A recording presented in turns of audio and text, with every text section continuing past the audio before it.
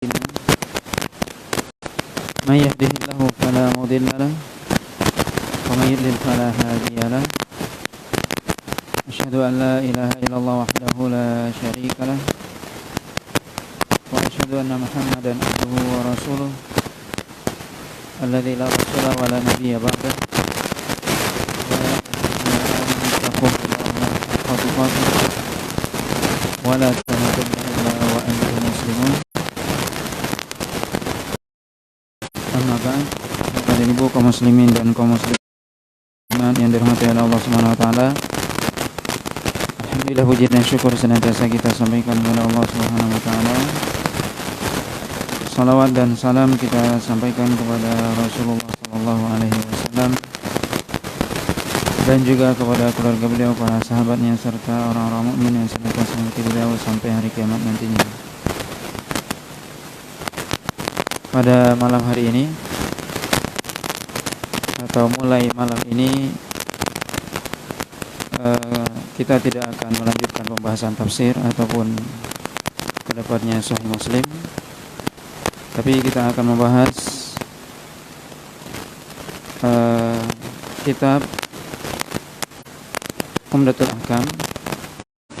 Itu kita akan membahas tentang kitab Siyam, yaitu kitab yang membicarakan tentang puasa.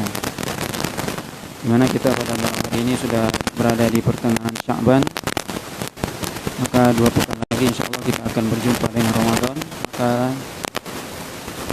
dalam 2 pekan ini insyaallah kita akan membahas hadis-hadis yang berkaitan dengan as-siyam atau puasa yang kita ambilkan dari kitab Umdatul Ahkam, yaitu kitab yang berisikan hadis-hadis sahih diriwayatkan oleh Imam Bukhari dan Muslim.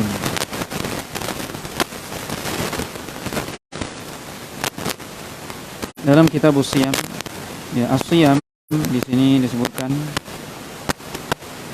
as-siyam atau as-saum. Secara bahasa artinya adalah al-imsak, yaitu menahan. Secara bahasa artinya al-imsak atau menahan, artinya menahan. Secara istilah yaitu al-imsak anil muftirat ma'an niyah min tulu'il fajr ila ghurubish syams, yaitu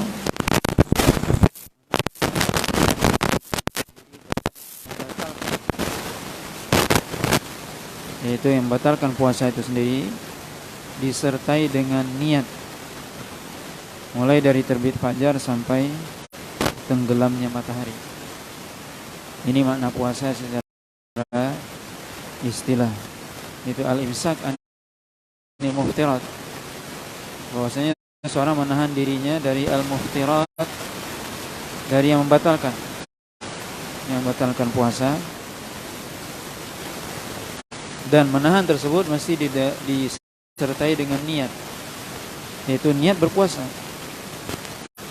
Sebab seorang kalau hanya sekedar menahan makan dan minum misalnya, tapi tidak disertai niat, maka ini tidak dinilai ibadah. Seorang yang dia tidak makan dan minum karena ingin berpuasa atau menahan untuk persiapan operasi misalnya, dia tidak makan dan minum, maka ini tidak dikatakan puasa menurut syariat. Maka puasa menurut syariat adalah menahan diri dari yang membatalkan, masuk makan dan minum dan segala yang membatalkan, disertai dengan niat yang dimulai dengan terbit fajar as-shadiq sampai tenggelamnya matahari. Ini pengertian puasa menurut syariat. Dan puasa Ramadan adalah hukumnya fardu ain. Fardu ain artinya kewajiban setiap muslim dan muslimah, dan termasuk rukun Islam. Di antara rukun Islam yang 5 adalah, salah satunya adalah berpuasa di bulan Ramadan. Kemudian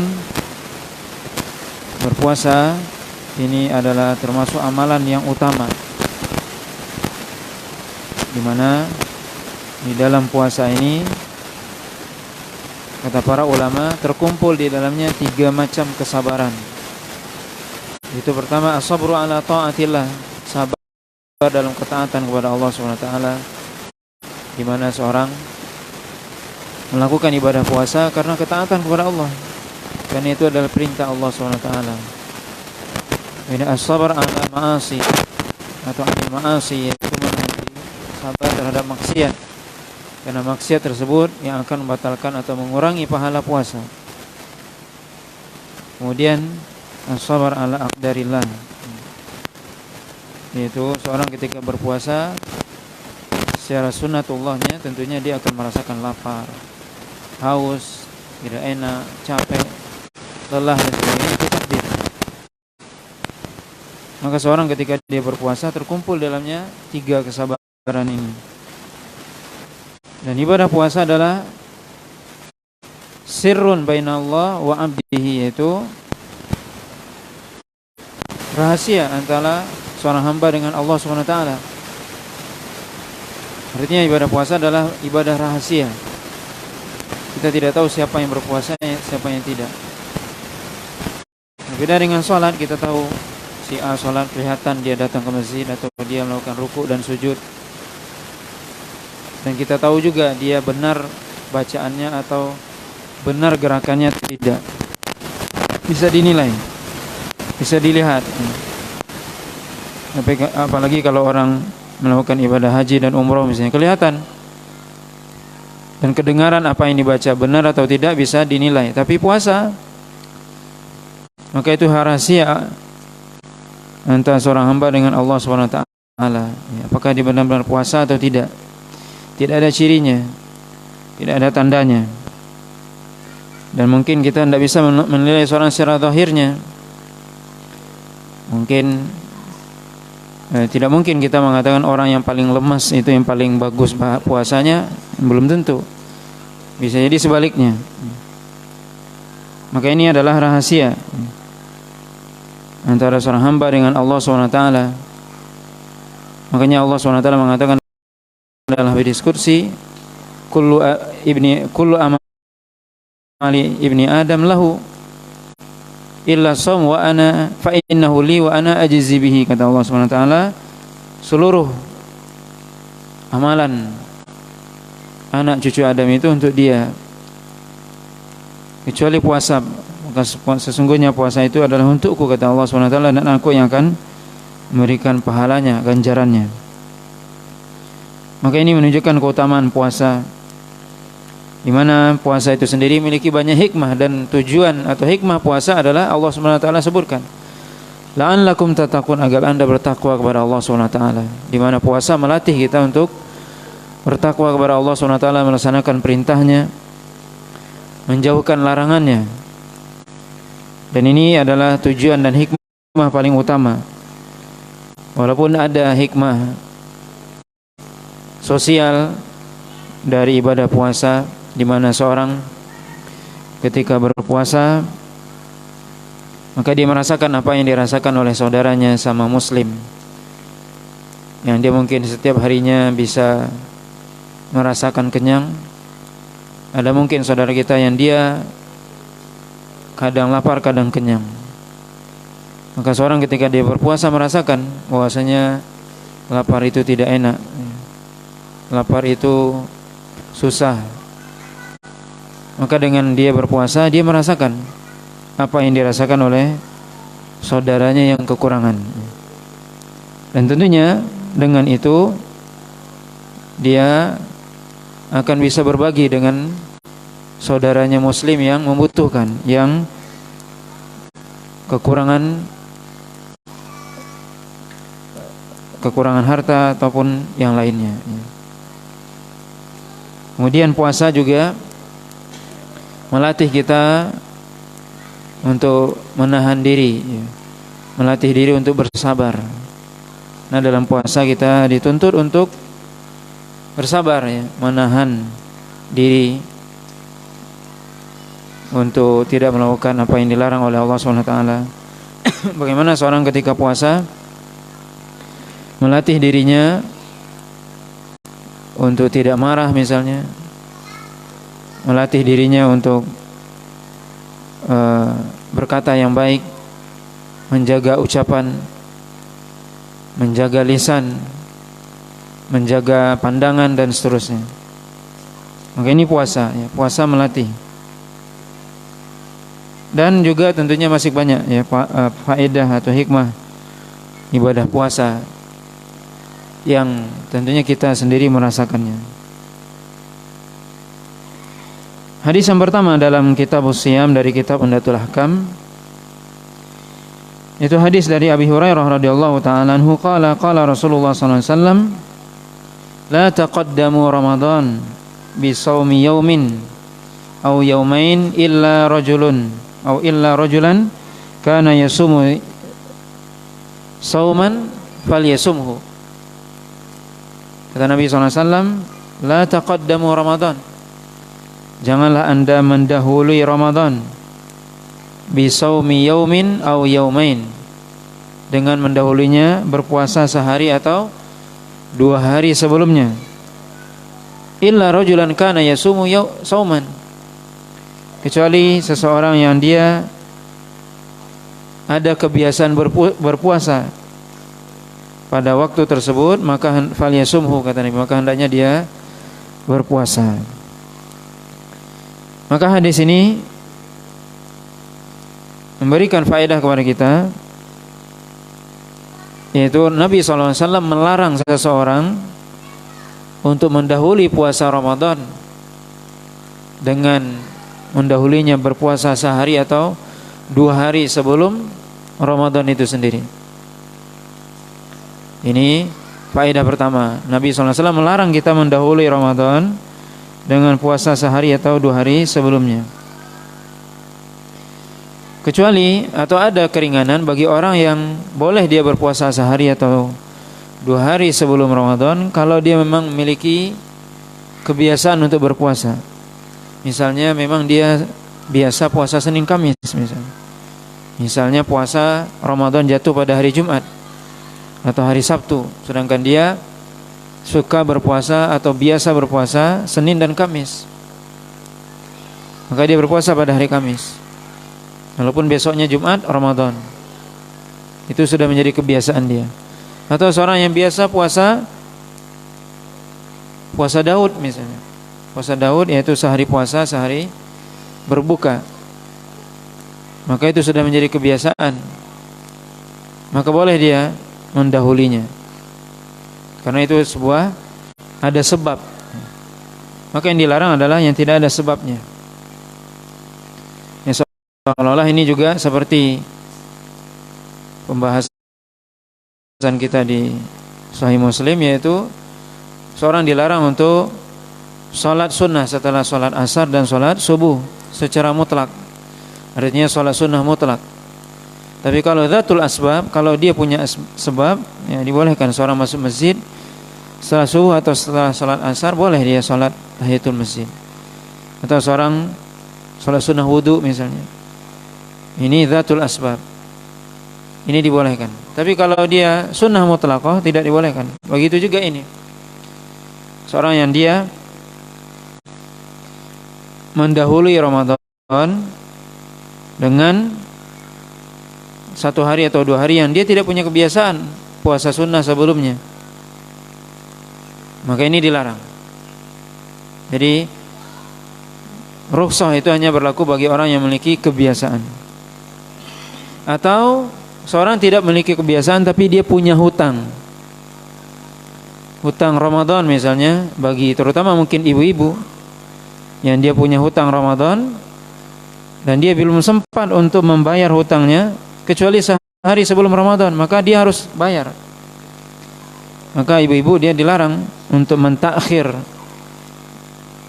membayar hutang, dan bukan hanya ibu, siapa saja ya, termasuk ya bapak, kalau dia ketika Ramadan sakit misalnya atau dalam perjalanan dia berbuka, maka kalau kita punya hutang Ramadan bersegera untuk membayarkannya.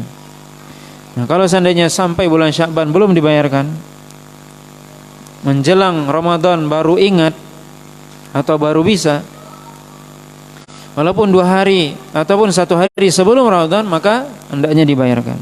Maka ini tidak termasuk larangan, ya. Maka ini perlu dipahami bahwasanya membayar atau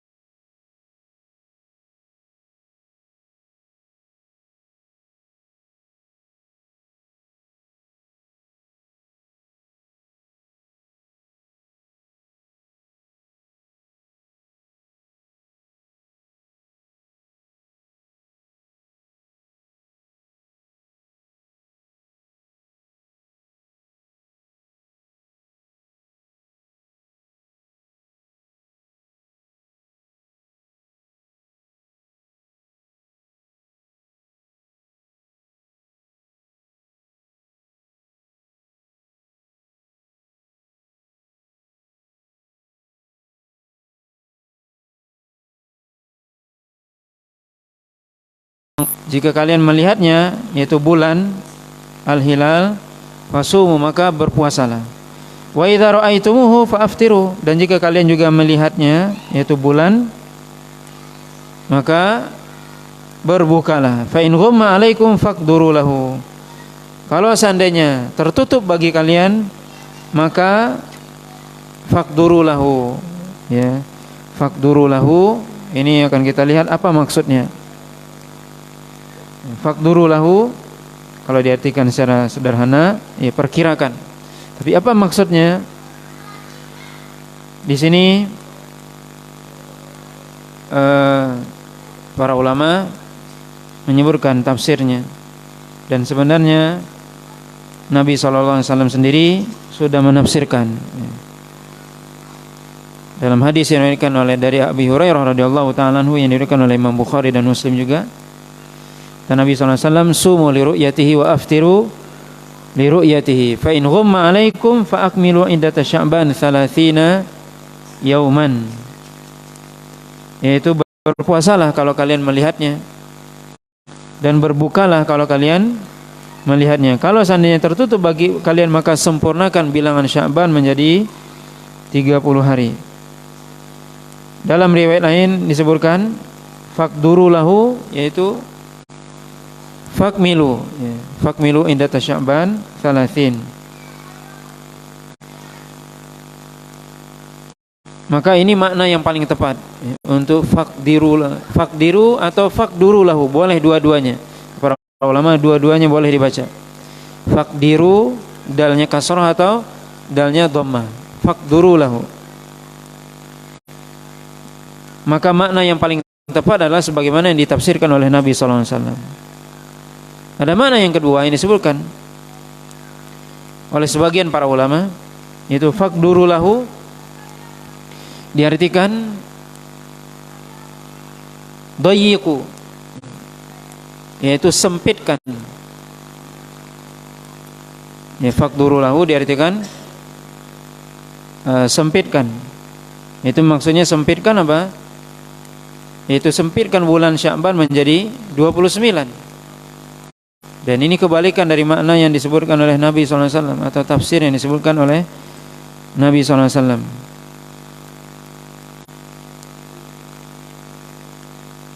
Ini makna yang kedua. Makna yang ketiga, faqdiru, ini kata-kata faqdiru ini menjadi dalil bagi sebagian orang yang mereka mengatakan bahwasanya faqduru itu diartikan untuk dihitung, ya, yaitu al-hisab. Maka ini beberapa penafsiran yang disebutkan oleh para ulama, tapi wallahu alam, tentunya penafsiran yang disebutkan oleh Nabi sendiri itu yang paling kuat. Karena Nabi berbicara, kemudian Nabi sendiri yang menafsirkan. Dan ini salah satu tentunya dalam kita mempelajari hadis Nabi SAW, maka tafsir yang paling kuat adalah tafsir Nabi sendiri. Kalau Nabi sudah menafsirkan, maka seluruh perkataan tidak perlu kita lihat lagi. Kita cukup kembali kepada perkataan Nabi, karena tafsir Nabi itulah yang paling didahulukan dari seluruh tafsir yang lainnya. Maka Nabi mengatakan apa? Faqduru lahu, yaitu fakmilu iddata Sya'ban 30 yauman, yaitu sempurnakan bilangan Sya'ban menjadi 30 hari. Maka faedah dari hadis ini pertama, bahwasanya puasa itu bergantung kepada ru'yatul hilal, itu terlihatnya hilal atau bulan. Puasa itu bergantung kepada ru'yah, dan ini menjadi dalil, bukan kembali kepada hisab sebagaimana yang dilakukan oleh sebagian orang, yang mana itu tidak ada dalilnya. Nabi SAW dalam hadis Abdullah bin Umar mengatakan, sumu li ru'yatihi, hendaknya berpuasa karena melihatnya, melihat bulan, bukan karena hisab atau perhitungan. Begitu juga Idul Fitri, yaitu fa'aftiru li ru'yatihi, yaitu berbuka juga karena melihat bulan. Maka ini menjadi patokan bahwasanya kita berpuasa dan kita berbuka atau Idul Fitri itu kembali kepada ru'yah, kembali kepada melihat bulan, bukan kepada hisab. Ya, hisab sendiri tidak ada dalil ya, dalam menentukan awal bulan ataupun akhirnya, ya, awal bulan Ramadan ataupun awal bulan Syawal dan yang lainnya. Maka ini suatu hal yang perlu dipahami dengan baik, bahwasanya Nabi SAW menyuruh kita dalam memulai puasa atau mengakhiri puasa dengan ru'yah, ya, dengan melihat bulan.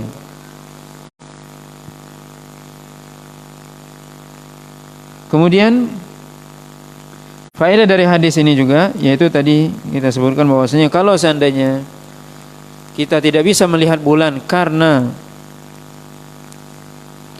tertutup awan misalnya, maka kita menyempurnakan bilangan Sya'ban menjadi 30 hari. Begitu juga sebaliknya, ketika kita tidak bisa melihat bulan di bulan Syawal, maka kita menggenapkan puasa menjadi Ramadan menjadi 30 hari. Ini yang ya dipraktekkan oleh para ulama, ini yang disebutkan oleh para ulama, bahwasanya ketika kita tidak bisa melihat bulan, maka kita menggenapkan bulan tersebut menjadi 30 hari. Dan ini salah satu di antara kaidah yang perlu kita pahami di sini. Para ulama menjelaskan kenapa kita menggenapkan bulan Sya'ban atau bulan Ramadan menjadi 30 hari. Pertama, karena memang dalil Nabi, ya, hadis Nabi sendiri. Faqduru lahu, yaitu fa'akmilu iddata Sya'ban 30 yauman. Ini yang pertama. Ini dalil dari Nabi SAW. Yang kedua, dalam kaidah fikih disebutkan al-aslu baqa'u makana ala makana, yaitu hukum asal sesuatu itu, bahwasanya sesuatu itu tetap ada sampai sesuatu itu tetap ada, ya, sebagaimana sebelumnya, sampai ada peralihan. Artinya bulan Sya'ban itu tetap kita masih di bulan Sya'ban sampai ada dalil yang jelas, yang terang, yang yakin bahwasanya kita sudah berpindah dari Sya'ban ke Ramadan.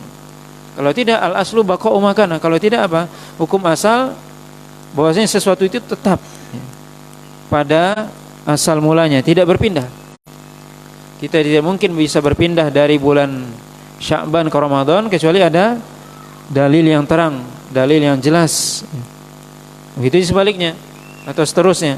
Tidak mungkin kita berpindah dari bulan Ramadan ke Syawal kecuali ada dalil yang jelas. Kalau dalilnya tidak jelas, maka kembali kepada hukum asalnya, yaitu kita masih berada di Sya'ban atau masih berada di Ramadan.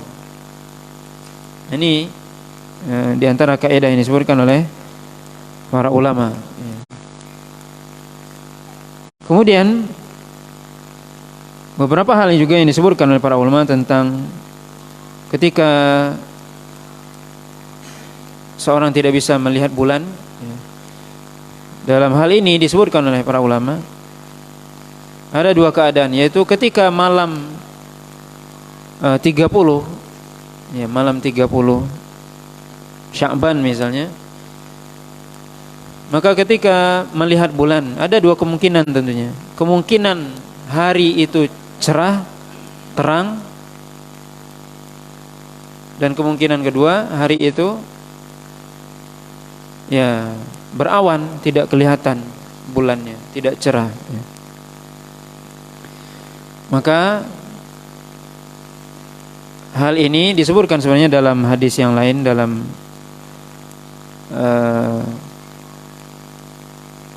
hadis Nabi yang lain menyebutkan apa? Tentang hari yang disebutkan tentang ketika terjadi keraguan, atau disebut dengan yaumus syak. Kata Nabi SAW, man shoma yaumus syak faqad asa Abul Qasim. Siapa yang berpuasa pada hari yang diragukan, maka dia sudah bermaksiat kepada Abul Qasim, yaitu kepada Rasulullah sallallahu alaihi wasallam.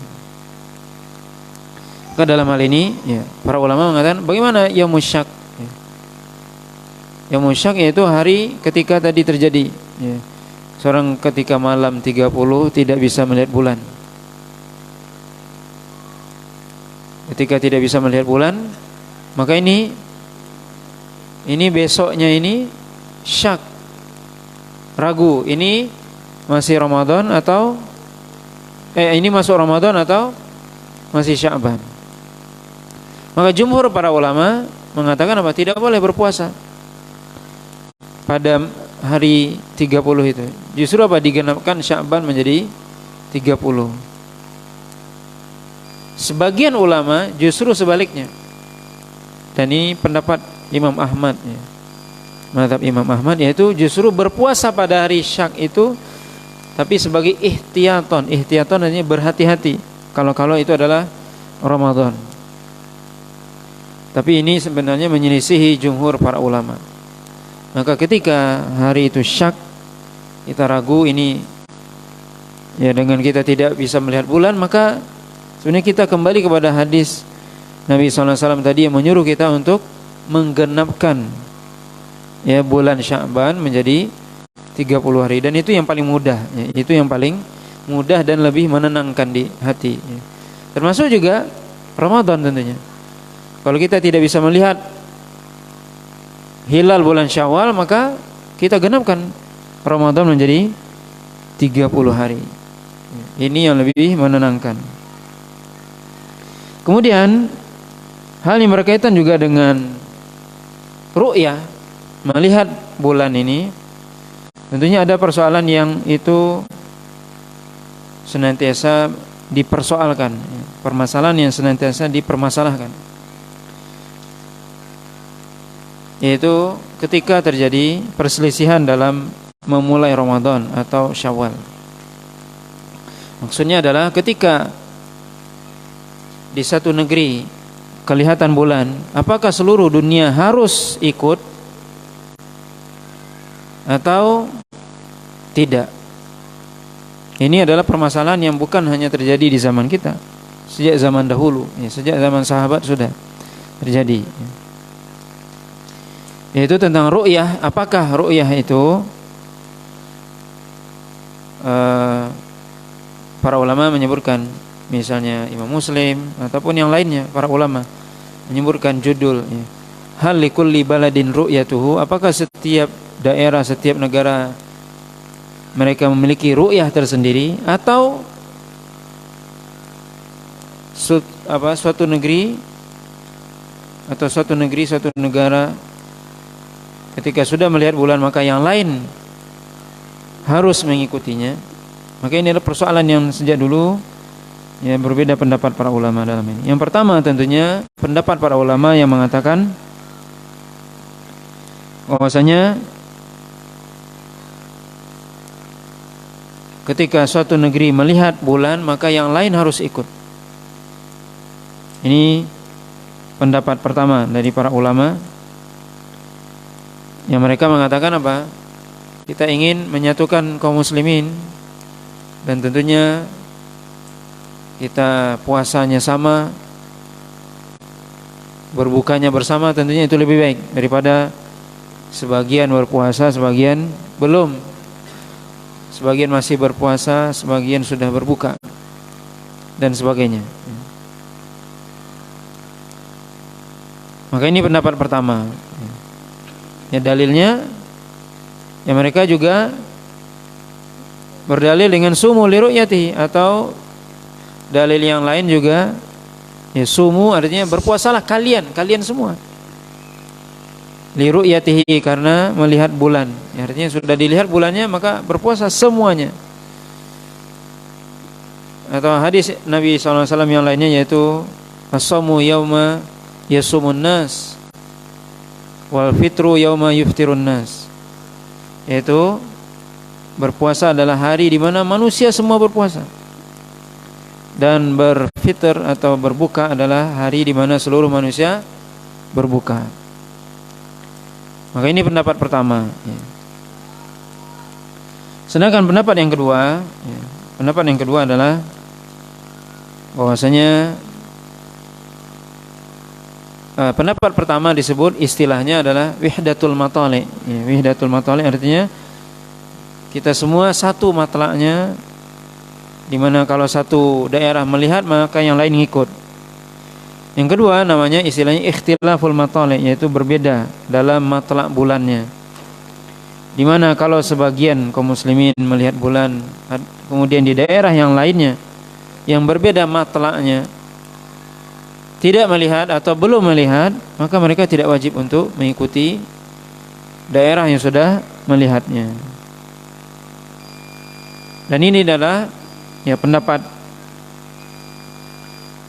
Imam Syafi'i dan yang lainnya ya, dari para ulama ya, yaitu tentang ikhtilaful matali ya,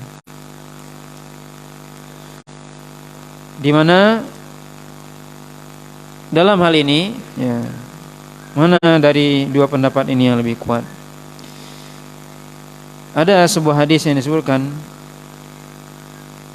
oleh Imam Muslim, yaitu hadis Abdullah bin Abbas radhiyallahu ta'ala anhuma, di mana beliau suatu ketika mengutus Quraib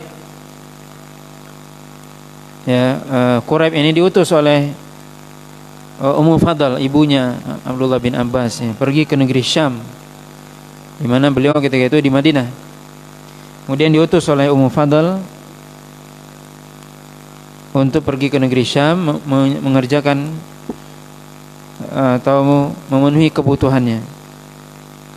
Maka kemudian ketika itu Quraib ini tiba di negeri Syam, kemudian mendapati bulan puasa ketika itu, dan ketika itu mereka melihat bulan pada hari Jumat ya, atau Lailatul Jum'ah. Mereka melihat bulan pada malam Jumat. Maka kemudian ya Quraib berpuasa, dan seluruh orang di negeri Syam berpuasa, termasuk penguasa ketika itu yaitu Muawiyah. Yang jadi khalifah ketika itu adalah Muawiyah bin Abi Sufyan. Maka beliau berpuasa. Semua orang di Syam berpuasa pada malam Jumat. Kemudian di akhir bulan Quraib ini pulang, tiba di Madinah. Kemudian Abdullah bin Abbas bertanya kepada Quraib, kapan kalian mulai puasa di Syam? Maka Quraib mengatakan, kami mulai pada malam Jumat. Kami melihat bulan pada malam Jumat. Apakah kamu melihat bulan?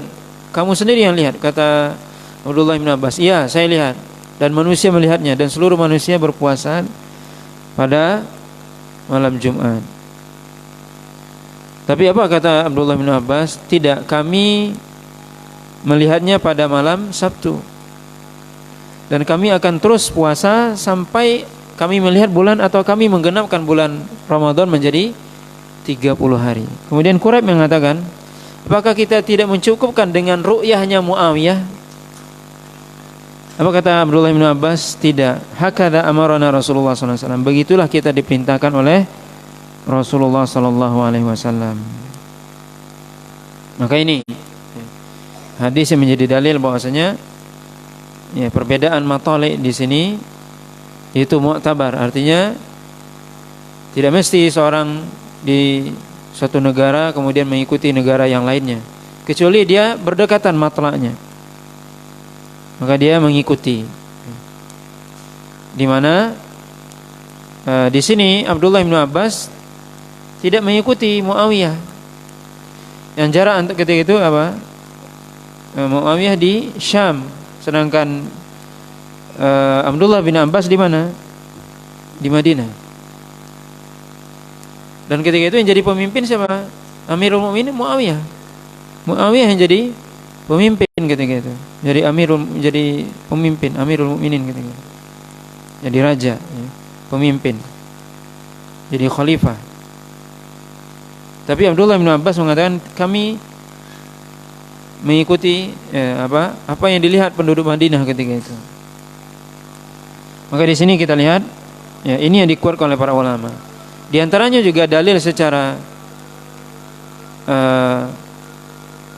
akal, yaitu perbedaan waktu itu tidak bisa dipungkiri.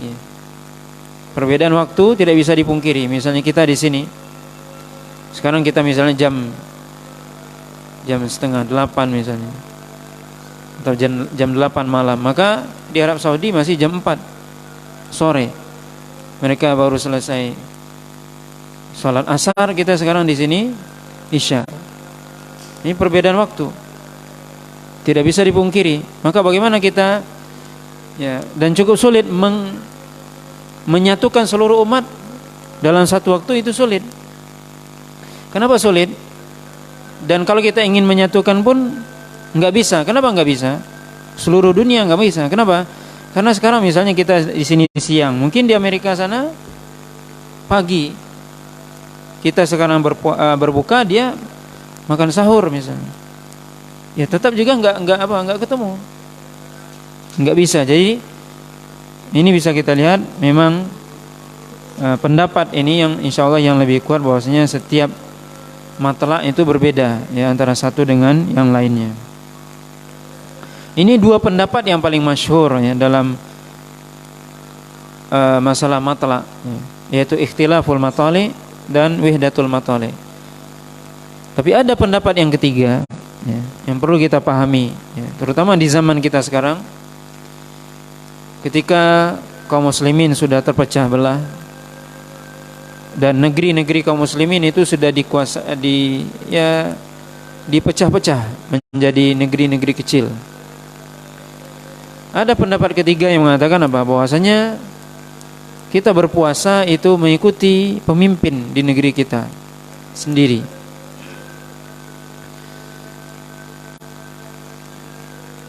Para ulama menjelaskan, ulama kontemporer, di antaranya Syekh Utsaimin rahimahullah taala, pendapat yang kedua, jadi pendapat pertama tadi wihdatul matali, bahwasanya seluruh dunia harus ikut satu.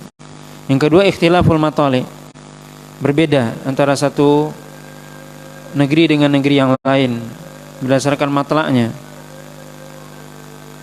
Kemudian dan para ulama lebih menguatkan, mayoritas para ulama menguatkan pendapat yang kedua ini, berbeda. Tapi kata Syekh Utsaimin, untuk pengamalan itu pendapat yang ketiga yang lebih memungkinkan. Maksudnya bagaimana? Bisa jadi satu matlak tapi beda negara. Maka bagaimana kita mengikuti siapa? Tidak mungkin dia di dalam satu negara berbeda. Ya. Dia satu matlak tapi beda negara. Siapa yang diikuti? Diikuti pemerintahnya.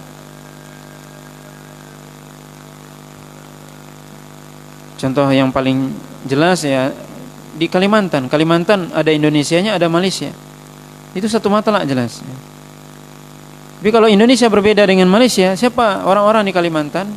Siapa yang mereka ikuti? Pemerintah. Kenapa? Karena justru kalau berbeda dengan pemerintah, itu tentunya lebih riskan lagi. Walaupun satu matlak. Makanya disebutkan dalam pengamalan ini kembali kepada negeri masing-masing, negara masing-masing. Negara-negara Arab yang berdekatan, misalnya Qatar, ya, Bahrain, Kuwait, itu berdekatan. Tapi pemimpinnya beda-beda. Kalau mereka beda, itu jelas satu matlak. Tapi kalau seandainya mereka berbeda, pemimpinnya mengatakan ini sudah melihat bulannya, ini belum, rakyatnya mengikuti yang mana? Ikuti pemimpin.